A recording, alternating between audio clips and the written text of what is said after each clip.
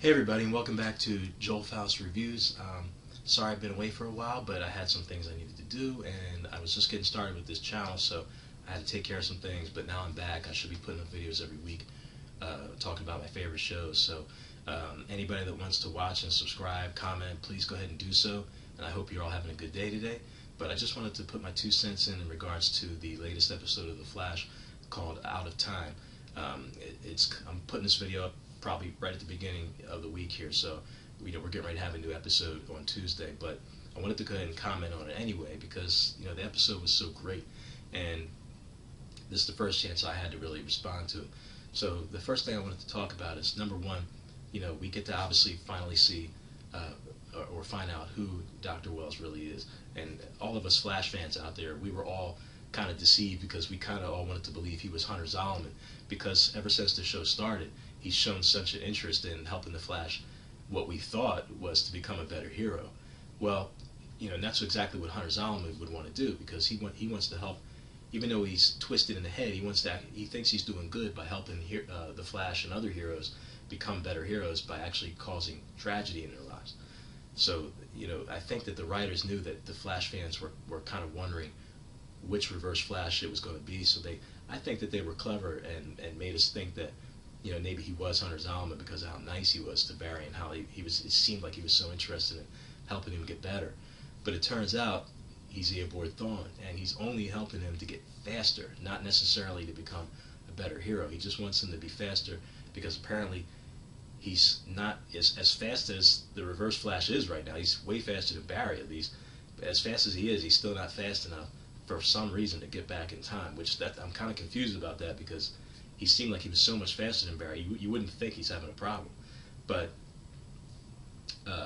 apparently that's the case for whatever reason. We don't know exactly why yet, because when he was discovered by Cisco, when Cisco dimed him out, Eobard never really explains why things happen to him. He just spills everything to Cisco in generalities. He says, "Look, I wasn't there to kill Nora Allen.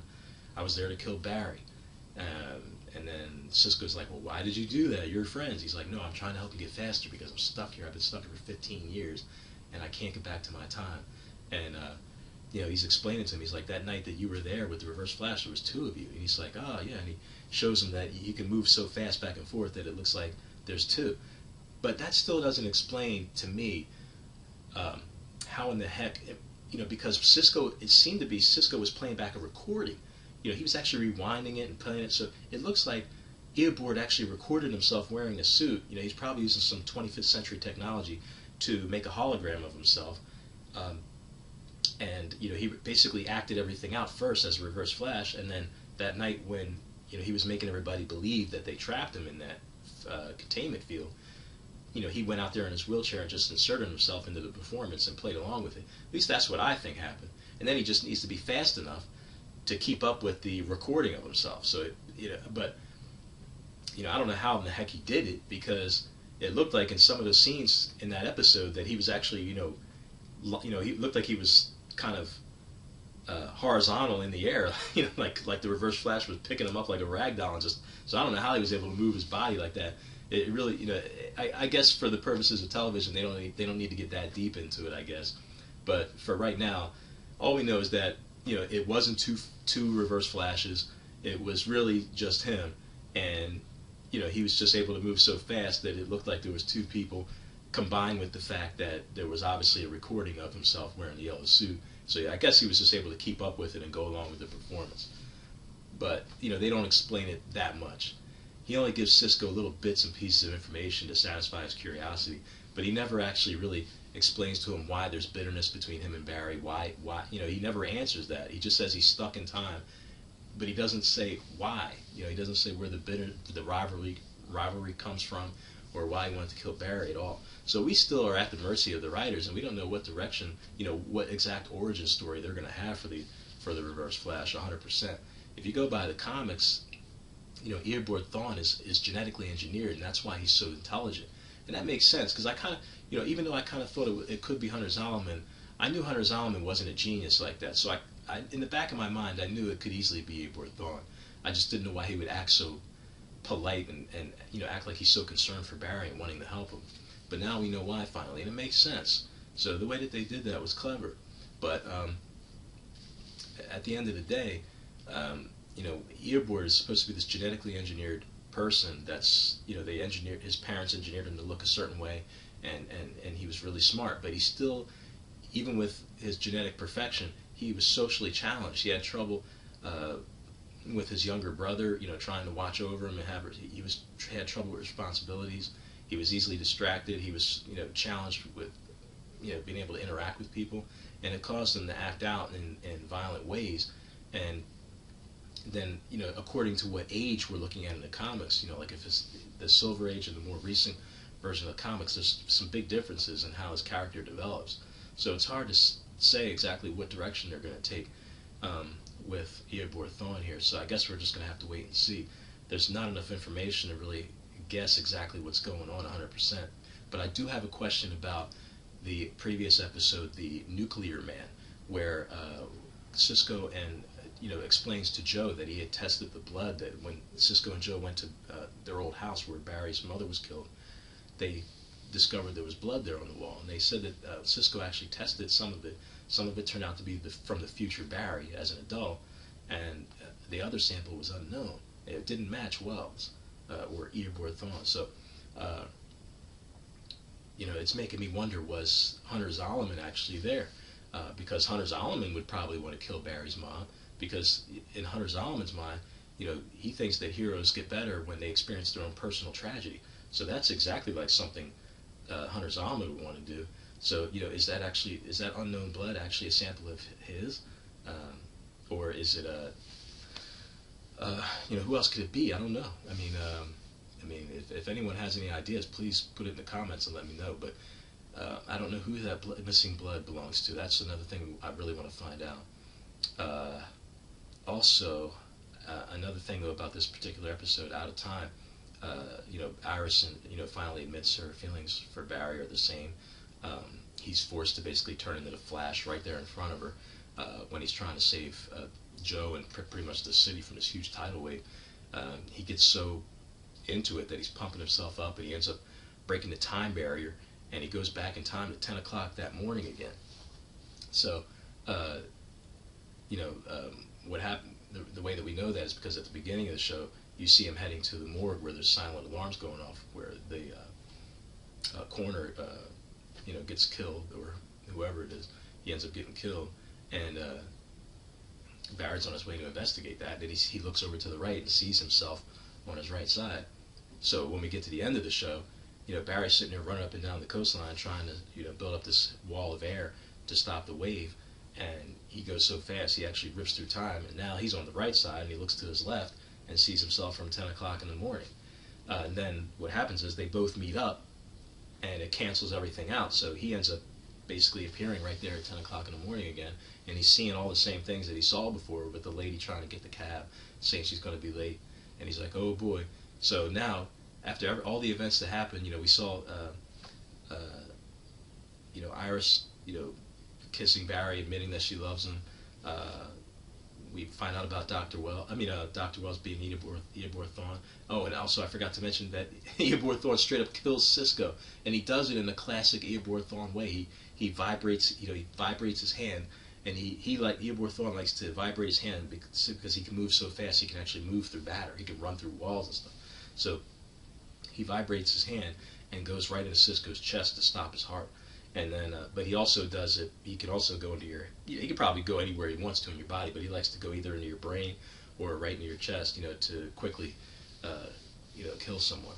So the writers took that, right straight out of the comics and put that in there, which I thought was amazing, even albeit as shocking as it was, because at that point I was just still, my mind was getting blown. I didn't know what was going to happen. But it turns out that, at the end, Barry goes back into time. So that pretty much wipes everything, the good and the bad. Iris doesn't confess her love for him. They don't kiss. But at the same time, Cisco's death gets reversed because now he's going back to earlier that day. So it never happened.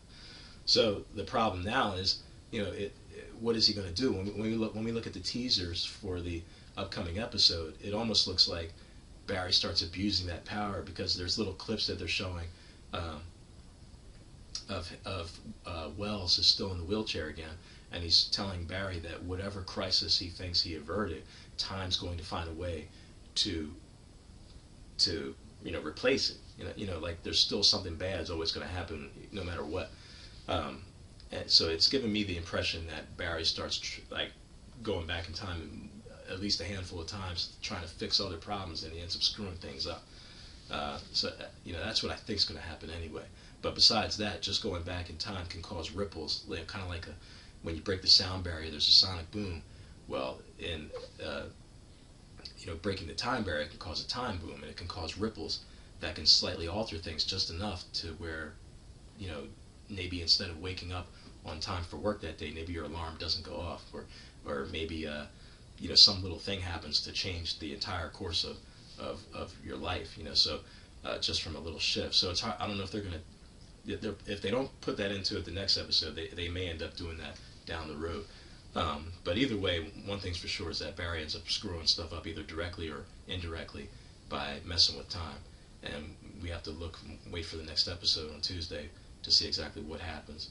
But, this episode was really great. I still have some questions, obviously. I think we all do. For all of us that thought he was Hunter Zolomon, nope, he's not. He's Eobard Thawne. And it makes sense. He's a genius. And Eobard Thawne was genetically engineered, and he was smart. So it only makes sense that he is Eobard Thawne. We still got to find out exactly why he's stuck. Did he successfully kill Barry? He said he was there to kill Barry. He never said he successfully did. So is Barry actually dead, or is Barry stuck in a Speed Force somewhere? The fact that he's stuck in a Speed Force, is he kind of siphoning the Speed Force away from Eobard to keep him stuck in that time? Or did he actually successfully kill Barry, and he needs Barry to be alive? I don't think that he killed Barry, to be honest. Excuse me. The reason why I don't think that he killed Barry is because if he really wanted to completely kill Barry, he would have had to kill the child version of Barry too. The fact that the child version of Barry exists means that the Flash is going to exist, or at least Barry's going to exist. And if he hates Barry Allen that much, if he really wanted to kill him, he'd have to kill him as a child. And if you kill him as a child, then he's not going to be in the future, obviously. That didn't happen. So I think the future Barry may actually still be maybe stuck in a Speed Force, like maybe for whatever reason. Maybe he was trying to travel so fast. Maybe he's there deliberately. Because in the beginning of the show, there's that newspaper article that Wells was looking at that showed that Barry was missing after the crisis. So the future Barry's still missing, and no one's disclosed where he is or what happened to him. But what's happening is that I think that he could be stuck in a Speed Force, and if he's stuck in a Speed Force, the Speed Force is that highway, that speed highway, that energy that speedsters need to tap into in order to actually go as fast as possible, like they do.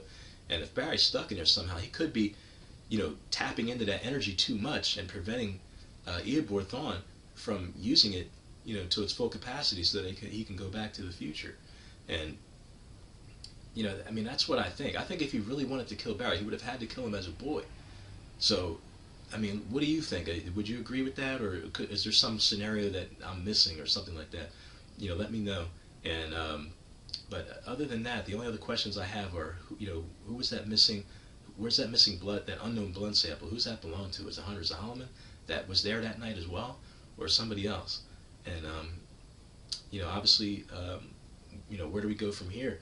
Now that time's been reversed, how are things going to change? Or is everyone just going to think Eobard Thawne is still Dr. Wells and for how long? When's he going to be discovered again?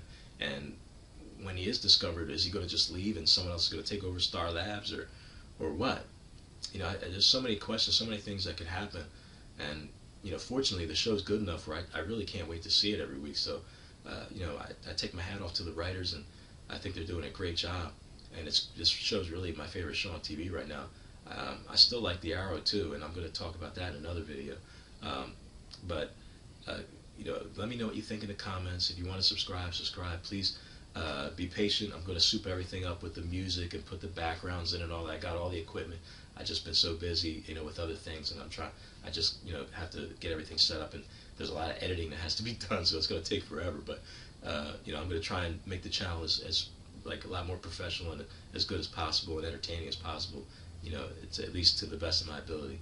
So, anybody that wants to watch, please keep coming back and show me your support. And any comments or criticism or suggestions, please just put them in the comments.